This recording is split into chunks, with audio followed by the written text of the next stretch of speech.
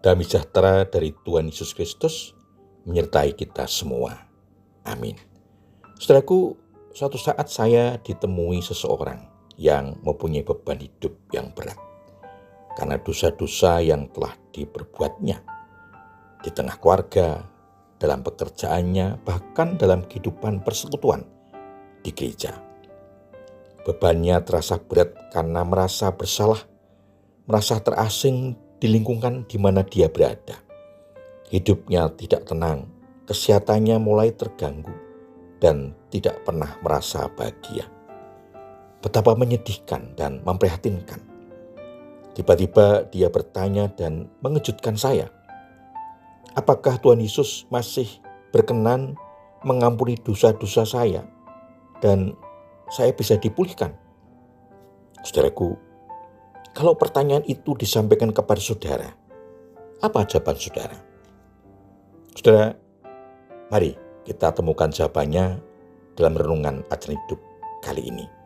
Untuk itu mari kita memohon berkat Tuhan dengan berdoa. Bapa di surga, terima kasih atas pemeliharaan dan berkat-Mu dalam kehidupan kami. Mohon berkat-Mu, kami akan mendengar dan merenungkan firman-Mu. Roh Kudus memberikan hikmat kepada kami, sehingga kami dapat mengerti dan mewujudkan dalam kehidupan kami. Mohon ampun atas dosa kami. Berfirmanlah ya Tuhan, kami siap untuk mendengar. Di dalam Tuhan Yesus Kristus kami berdoa. Amin.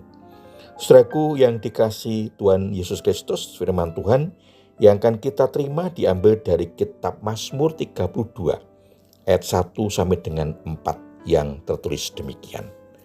Berbahagialah orang yang diampuni pelanggarannya, yang dosanya ditutupi.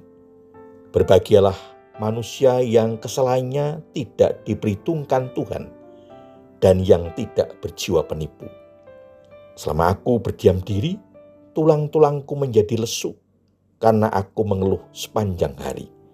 Sebab siang malam tangan-Mu menekan aku dengan berat. Sungsumku menjadi kering seperti oleh teriknya musim panas. Demikian firman Tuhan. Saudaraku, bagian firman Tuhan ini diberi tema berbahagialah yang diampuni. Saudara, orang-orang yang sungguh-sungguh bahagia adalah mereka yang telah menerima pengampunan dosa dari Allah, sehingga kesalahan dan pelanggarannya tidak membebani hati dan pikiran. Kebahagiaan semacam ini tersedia bagi semua orang berdosa yang datang kepada Tuhan. Pemazmur menggambarkan pengampunan dosa yang dilakukan oleh Allah melalui 3 cara. Yang pertama, Tuhan mengampuni dosa. Yang kedua, Tuhan menutupi dosa dengan menyingkirkannya. Yang ketiga, dosa tidak diperhitungkan dengan menghapus kesalahan dari catatan. Saudaraku, penderitaan yang mendalam dan hukuman yang terjadi ketika dosa disembunyikan. Orang yang berdosa akan kehilangan hal-hal yang berharga dalam hidupnya, yaitu kesehatan, ketenangan pikiran, kebahagiaan, dan perkenan Tuhan. Sebagai gantinya, dia akan mengalami rasa bersalah dan siksaan batin sebagai hukuman dari Allah. Sungguh mengerikan sekaligus menyedihkan. Saudara, bagaimana caranya atau apa yang harus kita lakukan agar kita mendapat pengampunan dari Tuhan atas dosa-dosa yang kita lakukan? Yang pertama, sadarilah bahwa manusia penuh dengan keterbatasan dan kelemahan yang bisa saja sewaktu-waktu terjerumus dalam dosa.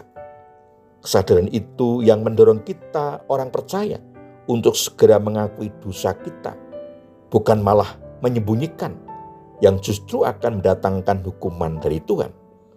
Kitab 1 Yohanes pasal 1 ayat 9 menegaskan, jika kita mengaku dosa kita, Ia setia dan adil, sehingga Ia akan mengampuni segala dosa kita dan menyucikan kita dari segala kejahatan.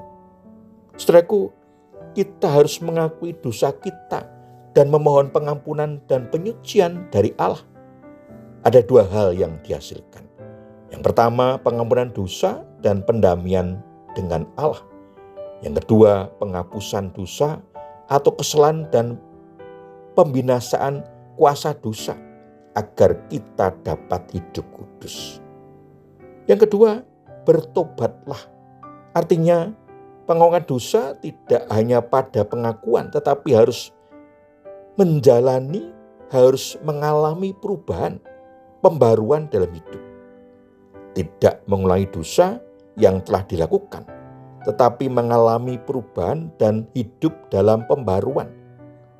Kitab Roma pasal 12 ayat 2 menegaskan, janganlah menjadi serupa dengan dunia ini, tetapi berubahlah oleh pembaruan budimu, sehingga kamu dapat membedakan mana kehendak Allah, apa yang baik, yang berkenan kepadanya, dan sempurna. Saudaraku, perubahan terjadi karena pembaruan budi oleh pimpinan Roh Kudus, sehingga hidup dalam kebenaran yang berlawanan dengan dosa, dan terus berjuang untuk hidup berkenan kepadanya.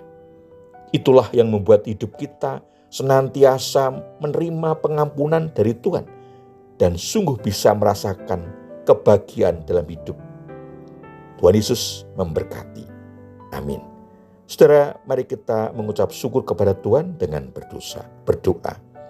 Bapa, terima kasih firman-Mu menunjukkan kepada kami agar kami senantiasa hidup dalam anugerah-Mu dan sungguh bisa merasakan kebaikan sejati dari-Mu.